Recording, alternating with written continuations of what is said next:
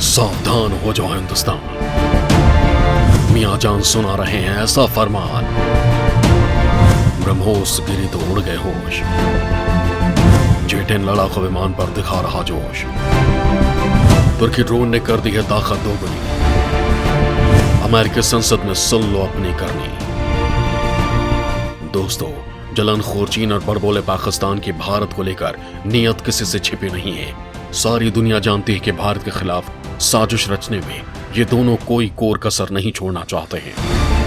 यही नहीं, भारत के खिलाफ अपनी सैन्य ताकत को भी दोनों देश लगातार बढ़ा रहे हैं। एक बार फिर पाकिस्तान ने कुछ ऐसा किया है जिसे सुनकर आपके माथे पर बल पड़ जाएगा, आपकी चिंताएं बढ़ जाएंगी और आप भारत की सुरक्षा को लेकर सोचने पर मजबूर हो जाएंगे। दोस्तों, आखिर पाकिस्तान ने ऐसा क्या कर लिया है कि भारत की सुरक्षा को खतरा पैदा हो गया है, वो मैं आज आपको इस वीडियो में बताऊंगा। आपको पाकिस्तान की नई सैन्य ताकत से अवगत कराऊंगा, लेकिन उससे पहले आपको बता दूं कि भारत के एक छोटी सी चूक से ही पाकिस्तान की पैंट गीली हो गई है। उसे दिन में तारे नजर आने लगे हैं और डर के मारे उसके चेहरे की हवाइयां उड़ गई हैं। उसे समझ में नहीं आ रहा कि अगर असल में भारत का यह अचूक ब्रह्मास्त्र अपनी पूरी क्षमता के साथ उसके ऊपर गिर जाता तो उसका क्या होता। विनाश के इस मंजर की कल्पना करके ही उसकी नींद उड़ गई है। 2 दिन तक खौफ के साए में रहने के बाद अब पाकिस्तान भारत को गीदड़ भभकी दे रहा है। दरअसल भारत का सुपरसोनिक मिसाइल टेस्टिंग के दौरान गलती से पाक की सीमा में गिर गया था, जिसके बाद वहां हड़कंप मच गया। पाकिस्तान को लग रहा था कि उसके ऊपर हमला कर दिया गया है, लेकिन अब भारत सरकार ने तस्वीर साफ कर दी है। एक बयान में रक्षा मंत्रालय ने कहा कि यह पता चला है कि भारत की एक मिसाइल पाकिस्तान के एक इलाके में गिरी। इस घटना पर हमें बेहद खेद है, लेकिन राहत की बात यह है कि हादसे में किसी की जान नहीं गई। यह घटना बेहद गंभीर है, इसलिए एक high level court of inquiry के आदेश दे दिए गए हैं। भारत ने बताया कि मिसाइल हरियाणा के सिरसा से लॉन्च की गई और यह सूरतगढ़ के रास्ते पाकिस्तान में शाम 6:43 पर दाखिल हुई। लगभग 6:50 पर मिसाइल मियां चुन्ने शहर के पास गिर गई। पाकिस्तान का दावा है कि मिसाइल करीब 40,000 फीट की ऊंचाई पर आवाज से 3 गुना ज्यादा रफ्तार से उड़ते हुए उनके एरोस्पेस में 100 किलोमीटर से ज्यादा भीतर घुस गई। गनीमत रही कि मिसाइल पर कोई वॉरहेड नहीं लगा था। इस घटना के बाद पाकिस्तान ने शुक्रवार को इस्लामाबाद में भारतीय दूत को तलब कर कड़ा विरोध जताया। पाकिस्तान के अनुसार उसके एरोस्पेस को उल्लंघन की जांच होनी चाहिए। पाकिस्तान की सरकार ने कहा कि ऐसे हादसे से यात्री विमानों और नागरिकों की जान को खतरा हो सकता था, लिहाजा ऐसे लापरवाही के नतीजों को ध्यान से रखा जाना चाहिए और ऐसे कदम उठाए जाने चाहिए जिससे भविष्य में ऐसी घटना दोबारा न हो। दोस्तों, यहाँ आपको ये बता दूं कि ऐसा माना जा रहा है कि जो मिसाइल पाकिस्तान की सीमा में गिरी वो भारत की अचूक ब्रह्मोस मिसाइल है, जिसका नाम सुनकर ही दुश्मन के होश उड़ जाते हैं। दोस्तों, भारत के इन्हीं अचूक मिसाइलों से डरकर पाकिस्तान अपनी सैन्य शक्ति मजबूत कर रहा है। हाल ही में चीन के J-10C लड़ाकू विमान को पाकिस्तान ने औपचारिक रूप से अपने बेड़े में शामिल कर लिया है। इस दौरान इमरान खान ने दावा किया है कि J-10 विमान के पाकिस्तानी वायुसेना में शामिल होने से क्षेत्रीय असंतुलन खत्म हो जाएगा। दोस्तों, J-10 डेल्टा विंग और कैनार्ड डिजाइन वाला single engine multi role fighter है। J-10 में 11 हाई पॉइंट, एक active electronically scanned array radar और एक 23 mm की गन लगाई गई है। ऐसा माना जाता है कि ये मैक 2 की स्पीड से लगभग 60,000 फीट की ऊंचाई तक उड़ान भर सकता है। J-10 के कॉकपिट में 3 LCD मल्टी फंक्शंस डिस्प्ले लगे हुए हैं। इसके अलावा इस विमान में चीन में ही बना हुआ एक होलोग्राफिक हेड अप डिस्प्ले भी लगा हुआ है। ये सभी डिस्प्ले चीन में बने एडवांस हेलमेट माउंटेड साइट के साथ आसानी से काम कर सकते हैं। चीनी अधिकारियों के मुताबिक J-10 में चीन में डिजाइन किए गए multi mode fire control radar का इस्तेमाल किया गया है। इस विमान में प्लानर एरे एंटीना लगा हुआ है जो एक साथ 10 लक्ष्यों को ट्रैक करने में सक्षम है। J-10 को पावर देने के लिए इसमें AL-31FN टर्बोफैन इंजन का इस्तेमाल किया गया है। दोस्तों, वर्तमान में चीनी वायुसेना और नौसेना में J-10 के कुल 488 यूनिट ऑपरेशनल हैं। चीन ने इस विमान को पहली बार 2005 में लॉन्च किया था। चीन के J-10 लड़ाकू विमान को इजराइल के IAI लवी को कॉपी करके तैयार किया है। इजराइल ने लवी लड़ाकू विमान को बनाने का प्रोजेक्ट आज से 34 साल पहले ही बंद कर दिया था।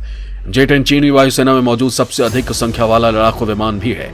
ऐसे में इजरायली कबाड़ को खरीदने के बाद पाकिस्तान के बयानों को उसका बड़बोलापन माना जा सकता है। दोस्तों, पाकिस्तान अपने इसी विमान से भारत के राफेल का मुकाबला करना चाहता है। इमरान खान कई बार भारत के राफेल को लेकर आक्रामक बयान दे चुके हैं। दोस्तों, यहाँ आपको राफेल की कुछ खूबी बता देता हूँ। भारत का राफेल 4.4 जनरेशन का मल्टी रोल मल्टी मिशन लड़ाकू विमान है। राफेल में भारत की जरूरतों के हिसाब से बदलाव किया गया है। राफेल की रेंज 3700 किलोमीटर है। ये लड़ाकू विमान अपने साथ अलग अलग तरह की कई मिसाइलों को लेकर उड़ान भर सकता है।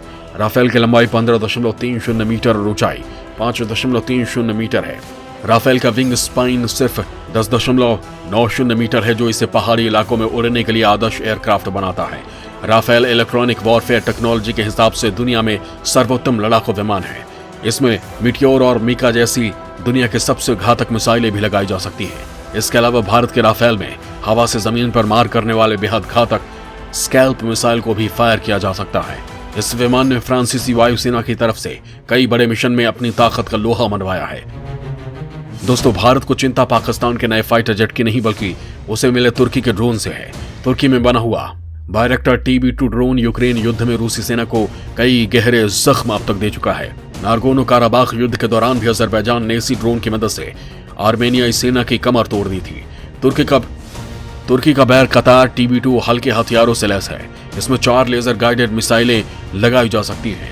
इस ड्रोन को रेडियो गाइडेड होने के कारण 320 किलोमीटर के रेंज में ऑपरेट किया जा सकता है। TB2 ड्रोन ने 2020 की शुरुआत में सीरिया के आसमान में अपना दम दिखाना शुरू किया था, जिससे उसकी अलग पहचान बनी थी दुनिया में। अमेरिका, रूस और ब्रिटेन के कई सैन्य अधिकारी तुर्की और चीन में बने ड्रोन्स को लेकर गंभीर चिंता जता चुके हैं। ऐसे में पाकिस्तान के पास इस ड्रोन की मौजूदगी भारत के लिए खतरे की बात हो सकती है, क्योंकि वो आतंकवाद को पालता पोसता है।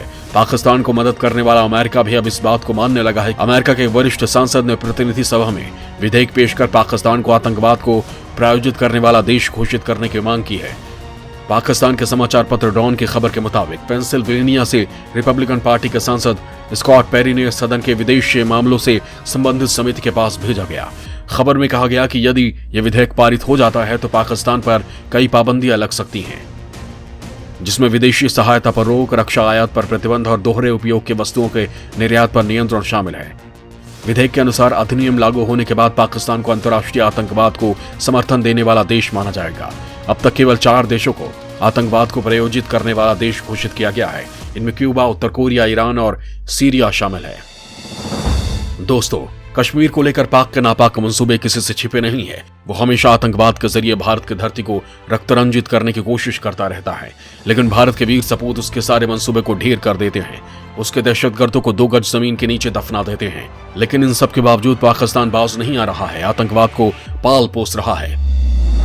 खबरें ये भी हैं कि भारत से बार बार मिल रही करारी शिकस्त के बाद पाकिस्तान ने आतंकियों को ड्रोन भी मुहैया करा दिए हैं, जिससे वो भारत की धरती पर कोहराम मचा सके। लेकिन वो शायद ये भूल जाता है कि भारत के प्रधानमंत्री मोदी उसके सारे जवाबों का देने के लिए बैठे हुए हैं।